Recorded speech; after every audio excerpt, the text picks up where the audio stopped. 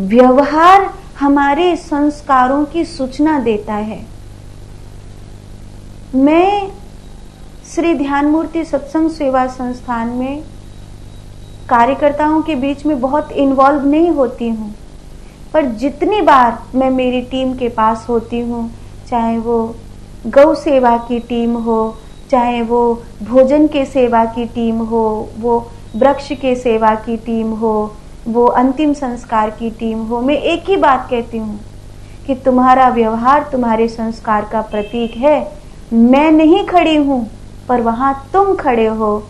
अभी एक भैया थे, अंतिम संस्कार का वाहन लेकर के जाते थे, तो वो अंतिम संस्कार का वाहन लेकर जाने के बदले में वहाँ किसी से पता चला 100-200 रुपए की दक्षिणा मांग लेते थे। तो हमको बड़ा आश्चर्य हुआ। उसी समय हरिओम ने उनको नौकरी से, अपने सेवा से निकाल दिया कि अब तुम यहाँ पर काम नहीं करोगे। ये बहुत पुराना फोटो, कब से इसी फोटो को दिखाते रहता है।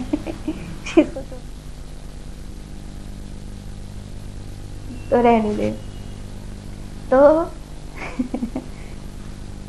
कहने का भाव ये है, अभी वर्तमान में भी ऐसे संत महात्मा हैं जिनके पीछे लाखों की भीड़ भागती है, लेकिन सवाल ये है कि एक संत का दूसरे संत के सामने तुम प्रशंसा नहीं सुन सकते।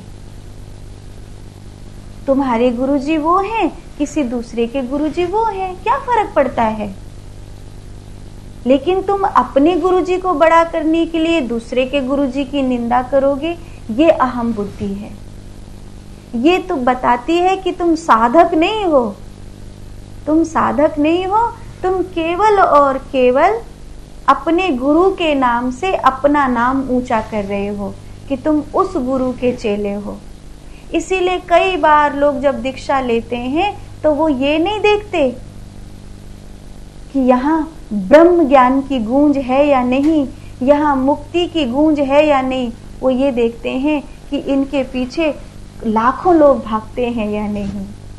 और कई बार लाखों लोग जिनके पीछे भागते हैं, उनके पीछे बिना सोचे समझे हम गुरु दीक्षा लेने के लिए चले जाते हैं ताकि हमारा स्टेटस ऊंचा हो जाए। इतने बड़े हमारे गुरुजी हैं, इतने बड़े हमारे गुरुजी हैं। पर ये याद रखना, गुरुत्व कभी धन से बड़ा या छोटा नहीं होता। गुरुत्व कभी चेलों से बड़ा या छोटा नहीं होता। गुरुत्व गुरुता से बड़ा होता है। इसीलिए अगर अपने गुरु को प्यार करते हो तो कभी किसी दूसरे संत की निंदा मत करना। अगर तुम किसी दूसरे संत की निंदा करते हो तो तुम अपने गुरु के स्टेटस से प्यार करते हो, गुरु से प्यार नहीं करते। ये बहुत कड़वी बात है, पर सच्ची बात है। इससे ज्यादा सच्ची बात इतने खरे शब्दों में शायद नहीं बोलेगा कोई। ये बहुत सच्ची बात है। ये ध्यान रखो। इस श्लोक में जो शंकराचार्य भगवान कह रहे हैं, वो कह रहे हैं कि जन्म, मरण, बुढ़ापा और नाना प्रकार के जो दुख हैं वो अहम बुद्धि से आए हैं। अहम बुद्धि के कारण ये आए हैं। तो अहम बुद्धि चाहे अहम संसार में हो तो बुरी, अहम बुद्धि धन में हो तो बुरी, अहम बुद्धि संबंधों में हो तो बुरी, अहम बुद्धि अध्यात्म में हो तो भी बुरी। अहम बुद्धि कहीं पर भी हो वो तुम्हारे लिए बंधन का कारण है। इसीलिए अपने अहंकार का नाश करो। और अपने अहंकार का नाश करने के लिए सबसे बढ़िया उपाय है कि बस प्रणाम करना सीख जाओ, नमन करना सीख जाओ। मुझे नहीं पता कि तू किस जर्रे में बैठा है, किस मंदिर में, किस पत्थर में, किस देवालय में, किस मनुष्य में, मुझे नहीं पता। मुझे तो ये पता है कि जहां मेरा सर झुक रहा है तू वहीं बैठा है, तू वहीं बैठा है। कबीर आया संसार में सब ते मिली ओधाय, ना जाने के ही रूप में नारायण मिल जाए। नारायण तू बैठ के अपनी डगर बुहार, नारायण तू बैठ के अपनी डगर बुहार, तो को कासे कहा करनो भलो बुरो संसार। तो को किसी से क्या लेना देना, ये संसार भला है बुरा है जैसा भी है वो उनका काम है, अपना काम है प्रणाम की भावना बनाए रखना।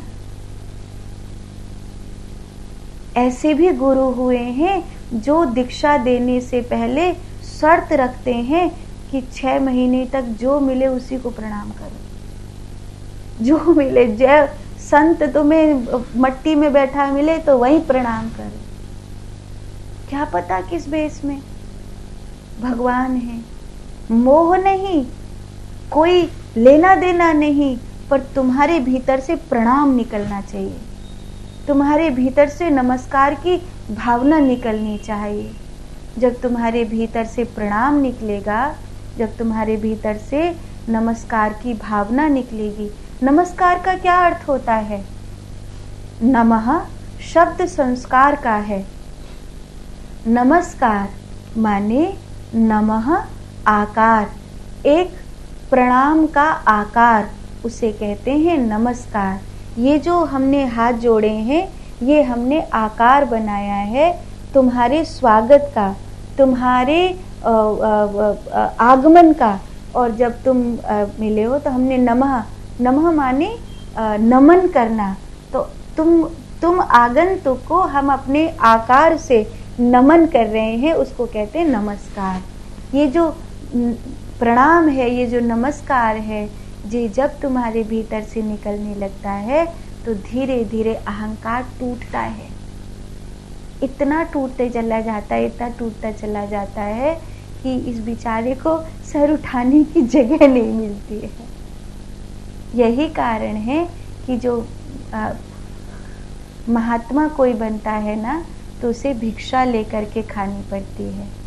ऐसे वैष्णवों में भी मधुकरी करके खाते हैं, अनन्य रसिकों में भी मधुकरी करके खाते हैं, और हमारे सन्यास की परंपरा में भी भिक्षा करके खाने का विधान है।